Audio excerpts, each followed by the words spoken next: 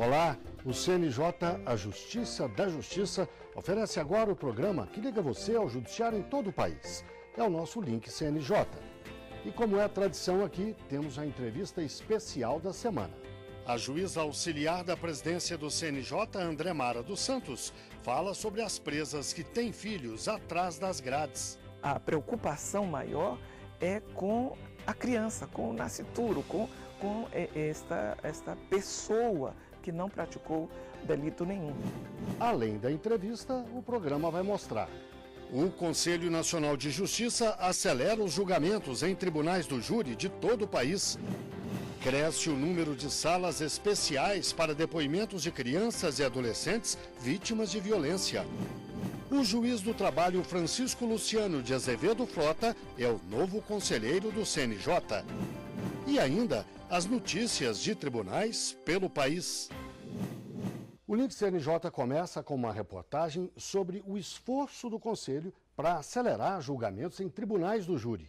Fernanda Moilaerte. Guilherme, uma vez por ano, o Conselho Nacional de Justiça organiza o Mês Nacional do Júri. Em novembro, o balanço foi bastante positivo em muitos estados, como Maranhão, São Paulo e aqui no Distrito Federal. Janeiro de 2017, funcionários deste centro de distribuição dos Correios são surpreendidos por uma invasão. A travesti Agatha Lios, de 23 anos, corre desesperada para a agência. Atrás dela vão outras 4 travestis. A última está com um facão. A ação é muito rápida, dura 1 minuto. A vítima é golpeada várias vezes e morre no local. As assassinas fogem, mas depois de 5 meses de investigações, são identificadas e presas. O crime em Taguatinga, cidade a 25 quilômetros de Brasília, aguarda julgamento. E é mais um caso de violência para engrossar uma alarmante estatística. Um estudo do Fórum Brasileiro de Segurança Pública revela: 7 pessoas são assassinadas por hora no país. As taxas crescem a cada ano e, com elas, os números de processos relacionados aos crimes dolosos contra a vida. Hoje, em todo o Brasil, tramitam cerca de 76 mil ações em varas exclusivas de tribunal do júri. Até setembro do ano passado, 10 mil novos casos haviam ingressado nas 76 varas existentes. Pouco mais de 15.500 foram concluídos. No Distrito Federal, mais de 1.200 estão em andamento nas 6 varas exclusivas. Os processos não param de chegar. Só vão parar de chegar os processos no dia que parar o crime. É possível diminuir, porque quando se impõe uma celeridade maior, uma atuação rápida da polícia, Ministério Público e Judiciário, o que a gente tem observado é que as taxas de homicídio diminuem. Na vara em que o Dr. João Marcos atua em Taguatinga, vários crimes de repercussão foram julgados. Um deles foi o da jovem Emily Cristine.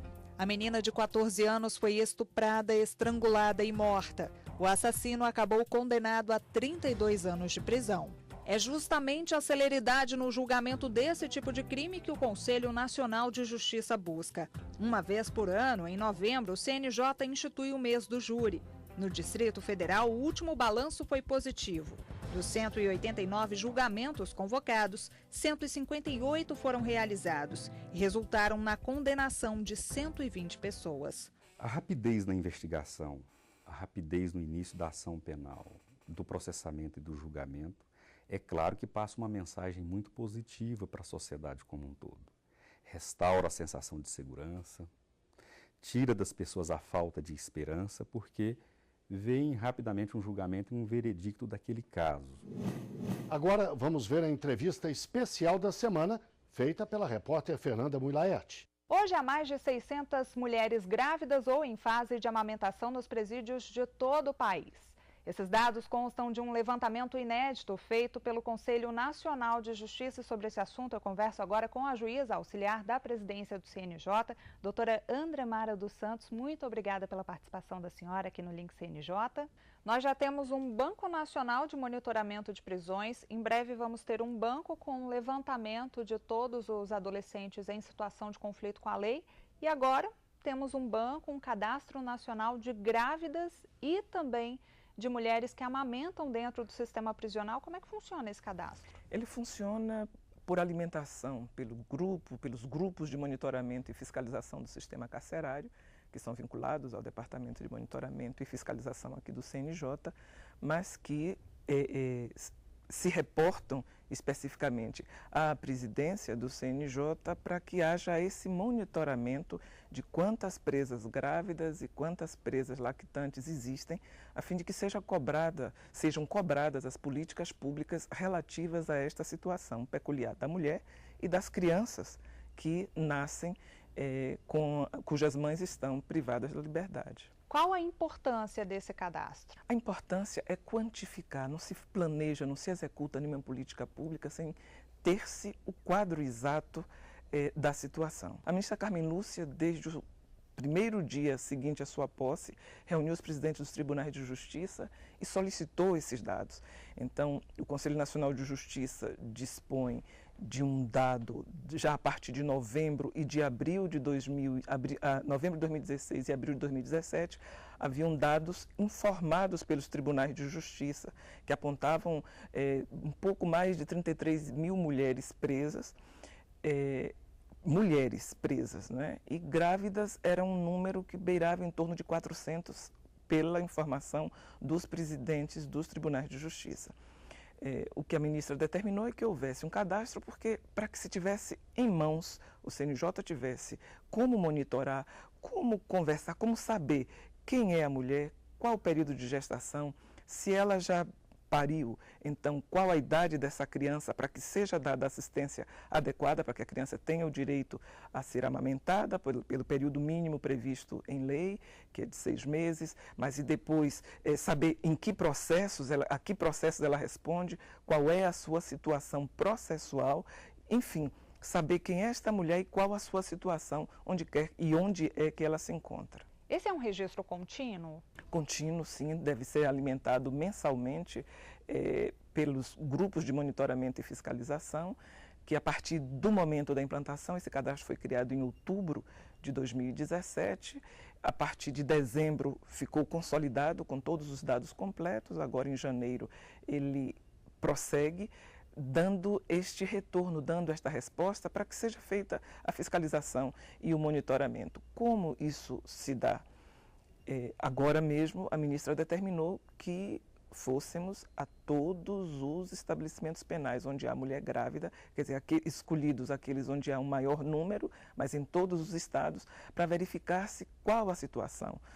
Porque para se saber o que cobrar do Poder Executivo, quem é quem custodia essas mulheres, no sentido de ser cumprida a lei que assegura não somente o direito ao pré-natal, mas ao acompanhamento, a um ambiente adequado para a gestação, para o parto, para o pós-parto, para assegurar, na verdade, o direito desse lactente, desta criança, desse nascituro, para que tenhamos um futuro melhor, para que eles tenham um futuro melhor, porque é um princípio da Constituição Federal que a pena não pode e não deve passar da pessoa do condenado. A presidente do STF e do CNJ, a ministra Carmen Lúcia, defende que nenhuma criança deve nascer dentro dos presídios brasileiros, entretanto, essa não é uma realidade que a gente verifica por aí. O que falta para mudar essa situação? Primeiro, saber-se quem são, onde estão, quantas são e qual a situação delas, e para que o poder público, e aí leia-se, o judiciário exigindo, apontando, indicando e cobrando, não só o judiciário, mas também a função do Ministério Público, mas o judiciário desempenhando as suas atribuições e o executivo cumprindo a lei para que tenhamos pessoas que nascem em condição de liberdade no exercício dessa liberdade que lhes é assegurada por lei com preferencialidade, porque a criança tem direito à proteção integral com preferência a todos os demais. Algumas presas ainda são algemadas no momento do parto, isso já não é mais verificado no país? Espero que não. A missão que recebemos foi de verificar in loco, em todos os estabelecimentos, qual é a situação, qual é a real situação. Nós temos uma lei não era nem preciso que houvesse, não é? Mas temos uma lei desde o ano de 2017 que veda, que proíbe, alterou o artigo 292 do Código de Processo Penal, dizendo lá, naquelas condições especiais em matéria de prisão, que a mulher em situação de hospitalar, de atendimento hospitalar, mas principalmente em situação de parto, não seja submetida à algema, nem no parto, nem no período puerperal, período que segue ao parto. E o que os presídios brasileiros devem oferecer, então, a essas mães, né, essas gestantes, essas grávidas que estão no sistema prisional e também as crianças que vão nascer nessa condição já de vulnerabilidade? A lei é bem objetiva nesse aspecto. Uma seção específica para que essa mulher gestante e parturiente e depois lactante possa estar com essa criança fora do ambiente da cela. Isso não quer dizer liberdade total. Eu já ouvi pessoas dizerem que as mulheres agora vão engravidar para poder ir para casa.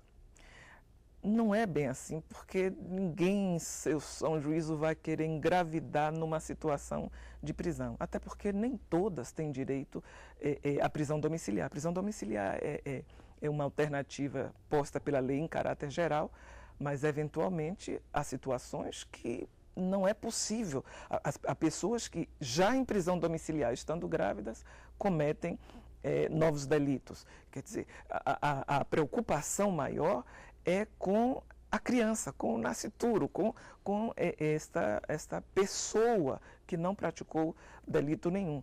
E o que se quer para essa pessoa e para essa mulher que está gestante, que, portanto, é um ser humano com uma situação peculiar, é que ela esteja bem amparada e bem resguardada. A seguir, cresce o número de salas especiais para depoimentos de crianças e adolescentes vítimas de violência. Até já!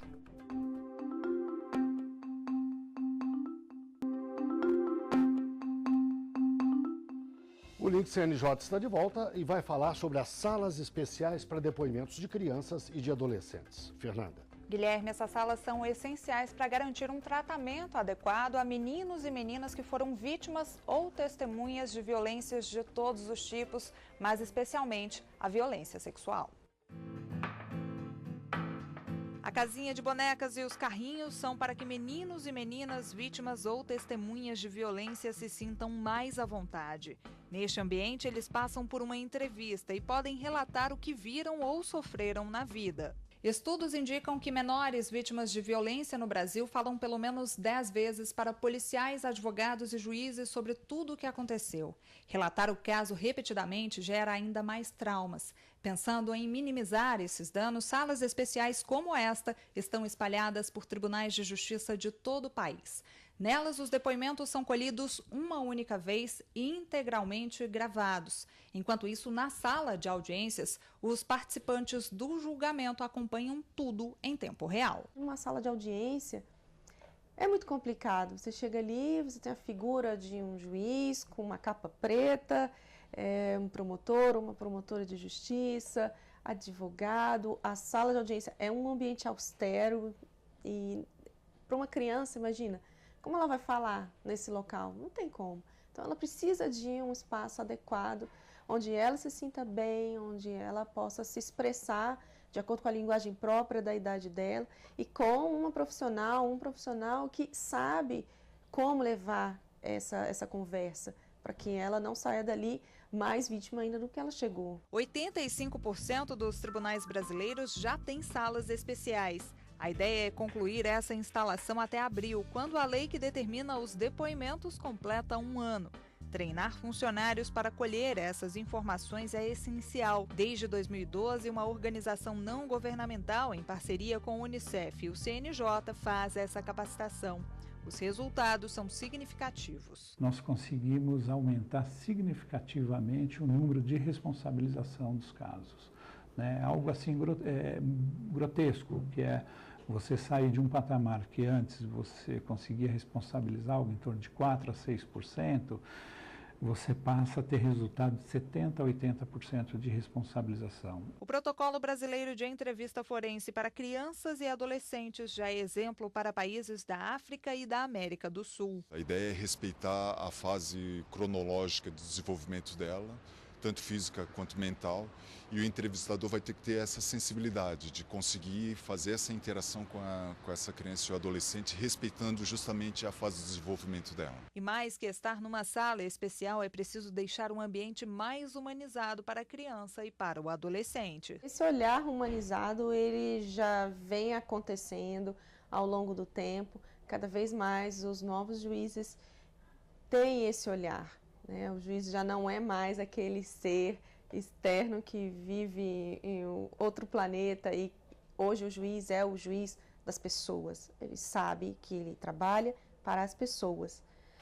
Eu acredito que ter essa lei, ter esse tipo de depoimento é importante porque, de certa forma, facilita o nosso trabalho, porque nós somos treinados, em regra, para fazer perguntas diretas, claras, objetivas, perguntas do tipo sim ou não, o que é totalmente contrário à forma como você vai fazer um depoimento de uma criança ou de um adolescente.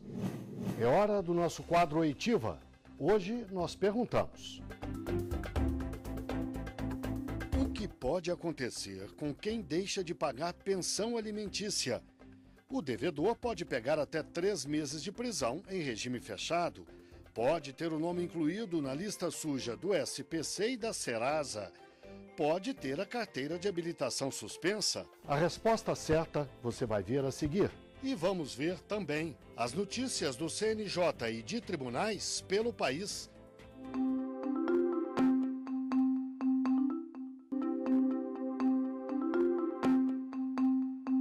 O Link CNJ está de volta com a resposta do nosso quadro Oitiva. Há pouco nós perguntamos: o que pode acontecer com quem deixa de pagar pensão alimentícia? Todas as respostas estão certas. Por ordem judicial, o devedor pode ser preso, ter o nome incluído em listas sujas e ainda ter a carteira de habilitação suspensa, como determinou o TJ de São Paulo ao apreender a carteira de um motorista que não pagava pensão e fazia uma longa viagem pelas praias do Nordeste. Agora vamos ver notícias do CNJ. O Conselho Nacional de Justiça acaba de ganhar um novo integrante. Francisco Luciano de Azevedo Frota tomou posse na primeira sessão do ano nesta terça-feira. Ele é cearense e foi indicado pelo TST. Titular da terceira Vara do Trabalho de Brasília desde 2006, o conselheiro fica na vaga pelos próximos 2 anos e ainda pode ser reconduzido ao cargo. O magistrado ocupa o lugar do conselheiro e juiz Carlos Dias.